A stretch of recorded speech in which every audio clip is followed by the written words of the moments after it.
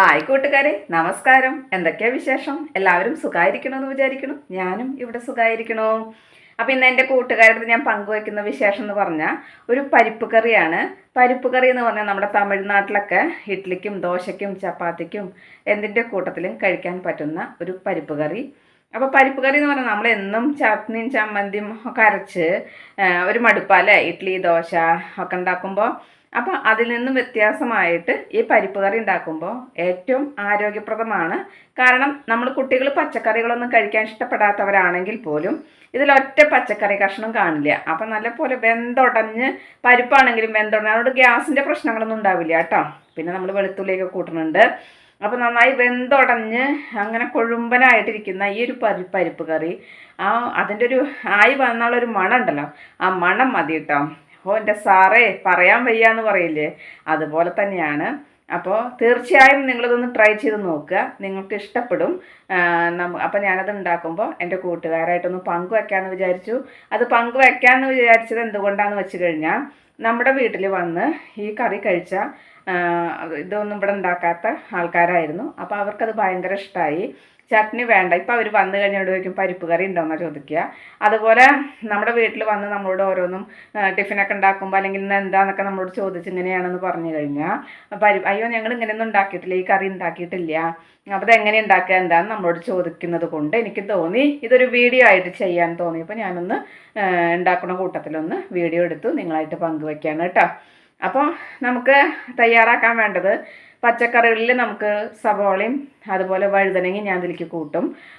വഴുതനങ്ങ കൂട്ടെന്ന് പറഞ്ഞു കഴിഞ്ഞാൽ വഴുതനങ്ങ തന്നെ കഴിക്കാനായിട്ട് ചിലർക്ക് ഇഷ്ടമില്ല, ഉപ്പേരി വെച്ചാലും ഇഷ്ടമില്ല, കറിയിൽ വെച്ചാലും ചിലർക്കത് ഇഷ്ടാവില്ല. പക്ഷേ എൻ്റെ മക്കൾ കഴിക്കാത്ത മക്കളാണെങ്കിൽ പോലും ഈ പരിപ്പ് കറിയിൽ ഇട്ട് കഴിഞ്ഞാൽ അവർക്ക് അറിയില്ല ഇതിൽ വഴുതനങ്ങ ഇട്ടുണ്ടെന്നുള്ളത്. അവർ നന്നായി പരിപ്പ് കറി ആസ്വദിച്ച് ഇങ്ങനെ നക്കും കൈകൊണ്ട്.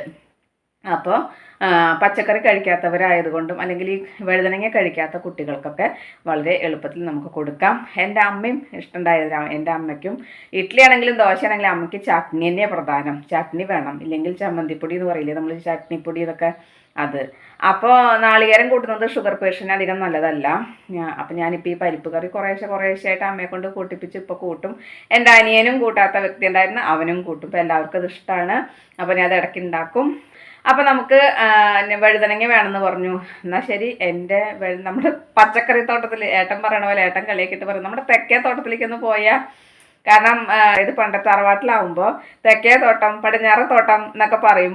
അപ്പോൾ ഏട്ടൻ അതുപോലെ എന്നെ ഇപ്പോൾ കളിയാക്കാറുണ്ടായിരുന്നു. നമ്മുടെ തെക്കേ തോട്ടത്തിൽ പോയിട്ട് 2 പച്ചമുളക് പൊട്ടിച്ച, പടിഞ്ഞാറ് തോട്ടത്തിൽ നിന്ന് 2 വഴുതനങ്ങ പൊട്ടിച്ചാൽ പറയാം. അപ്പം നമുക്ക് തെക്കും പടിഞ്ഞാറും ഭാഗത്താണ് എൻ്റെ വഴുതന നിൽക്കുന്നത്. അപ്പോൾ അവിടെ പോയിട്ട് വഴുതനങ്ങ പൊട്ടിക്കാം. എന്നാൽ വരൂ നമുക്ക് പോവാം. അപ്പോൾ അങ്ങനെ നമ്മുടെ വഴുതനങ്ങക്കുട്ടൻ്റെ അടുത്തെത്തി. നല്ല നീളം വഴുതനങ്ങയാണ്. അപ്പോൾ അതുകൊണ്ട് ഞാൻ ഒരെണ്ണം തന്നെ പൊട്ടിക്കണുള്ളൂ. ഞാൻ വെള്ള വഴുതനങ്ങയൊക്കെ കാണിച്ചിട്ടുണ്ടായിരുന്നു, അതൊക്കെ അവിടെ നിൽക്കുന്നുണ്ട്. അതിനുശേഷം നമ്മുടെ ഈ മുളകിൽ നിന്ന് 2 പച്ചമുളക്, അതിലേക്ക് ആവശ്യം 2 പച്ചമുളകാണ്. ഇനി നമുക്ക് വേണ്ടത് കറിവേപ്പില. അപ്പോൾ കറിവേപ്പില ഫ്രഷ് ആയിട്ട് എടുക്കാൻ പൊട്ടിച്ചതിരിക്കുന്നുണ്ട്, എങ്കിലും കറിവേപ്പില ഞാൻ ഫ്രഷ് ആയിട്ട് പൊട്ടിക്കുകയാണ്. അപ്പോൾ നല്ല ഉയരത്തിലൊക്കെ നിൽക്കുന്നുണ്ട്, കറിവേപ്പ് ഇഷ്ടം പോലെ ഉണ്ട് കേട്ടോ. അപ്പോൾ അതിന് ഞാൻ അങ്ങനെ ഈ നിൽക്കുന്ന തളിരെല്ലാം അങ്ങോട്ട് പൊട്ടിച്ചു. അപ്പോൾ അതൊക്കെ പൊട്ടിച്ച് ഇവിടെ വന്നു. ഇഡ്ഡലി അടുപ്പത്ത് വെച്ചിട്ടുണ്ട്. നമ്മുടെ ഇഡ്ഡലി ഇവിടെ ഇങ്ങനെ നല്ലപോലെ ആവിയൊക്കെ പോയിട്ട് ഇങ്ങനെ നിൽക്കുകയാണ് കേട്ടോ. അപ്പോൾ അതവിടെ ഇരിക്കട്ടെ അടുപ്പത്ത്. അപ്പോൾ ഞാനിതിലേക്ക് ഒരു സവോള, ഒരു തക്കാളി, ഒരു 3 അല്ലി വെളുത്തുള്ളി, 2 പച്ചമുളക്, ഈ കറിവേപ്പില എടുത്തിട്ടുണ്ട്.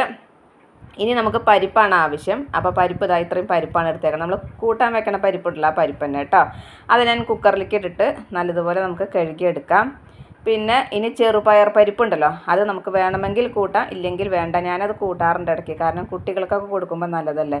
അപ്പോൾ ഈ 2 പരിപ്പും കൂടിയിട്ട് നല്ല വൃത്തിയായിട്ട് 2-3 പ്രാവശ്യം കഴുകിയതിന് ശേഷം അതിലേക്ക് ഞാൻ കുക്കറിലേക്ക് തന്നെ വെള്ളം എടുക്കുകയാണ്. അപ്പോൾ അങ്ങനെ പരിപ്പൊക്കെ കഴുകി വെള്ളം എടുത്തിട്ട് ഞാനിത് ഇവിടെ വെച്ചിട്ടുണ്ട്. ഇനി അതിലേക്ക് വഴുതനങ്ങ, അതുപോലെ സവോള, പച്ചമുളക് നടു കീറിയേക്കാണ്, വെളുത്തുള്ളി തോല് കളഞ്ഞിട്ടേ ഉള്ളൂ, തക്കാളിയും ചെറുതായി അരിഞ്ഞിട്ട് എല്ലാം കൂടിയിട്ട് നമ്മളതിലേക്ക് ആ കുക്കറിൽ പരിപ്പിട്ടുണ്ടോ അതിലേക്ക് ഇട്ട് കൊടുക്കുകയാണ് കേട്ടോ. അപ്പോൾ ഇത് ഞാൻ പറഞ്ഞു, പരിപ്പാണെങ്കിലും നല്ലതാണ്, ഈ പച്ചക്കറി ആണെങ്കിലും നല്ലതാണ്. കുട്ടികൾക്ക് നമ്മൾ ചെറിയ കുട്ടികൾ നമ്മുടെ ഇവയ്ക്കടക്കം നമ്മളിത് കൊടുക്കാറുണ്ട് കേട്ടോ.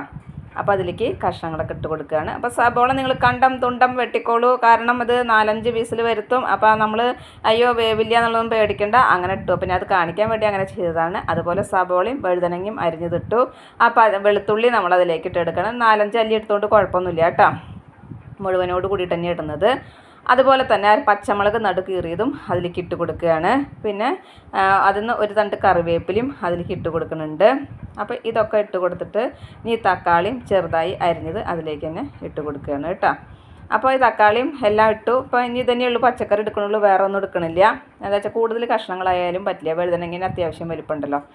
ഇനി ഇതിലേക്ക് നമ്മൾ കളർ ചേഞ്ചിന് എന്ന് പറയുന്നത് പോലെ ഒരു 1/4 ടീസ്പൂൺ ഇല്ല അങ്ങനെ മുളക് പൊടി ചേർക്കുകയാണ്. അതുപോലെ തന്നെ മഞ്ഞൾപ്പൊടി 1/4 ടീസ്പൂണിലധികം മഞ്ഞൾപ്പൊടിയും, കാരണം മഞ്ഞ കളറാണ് നമുക്ക് വേണ്ടത്. പിന്നെ അതിലേക്കുള്ള ഉപ്പും ചേർത്തു. പിന്നെ ഒരു നുള്ള് കായം പൗഡറും അതിലേക്ക് ഇട്ട് കൊടുത്തതിന് ശേഷം നമ്മൾ കുക്കറൊക്കെ അടച്ച് വെച്ച് ഒരു 4-5 വിസിൽ നമ്മൾ വരുത്തുകയാണ് കേട്ടോ.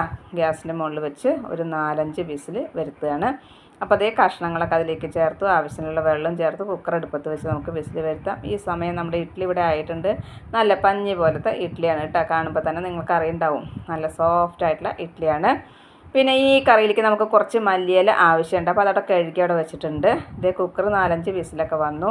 അപ്പോൾ നിങ്ങൾ വിചാരിക്കും ഇത് വെന്തിട്ടില്ല എന്ന്, നല്ലപോലെ വെന്തിട്ടുണ്ട്. കയ്യിൽ കൊണ്ട് ഇളക്കുമ്പോൾ തന്നെ അത് നന്നായി ഉടഞ്ഞു പോകും. ഇല്ലെങ്കിൽ ഒരു പരിപ്പ് കുത്തി എന്നൊക്കെ പറയില്ലേ, അതുകൊണ്ട് വേണമെങ്കിൽ ഒന്ന് ഉടക്കാം കേട്ടോ. അപ്പോൾ ഇനി ഇത് നമുക്ക് വറുത്തിടണം.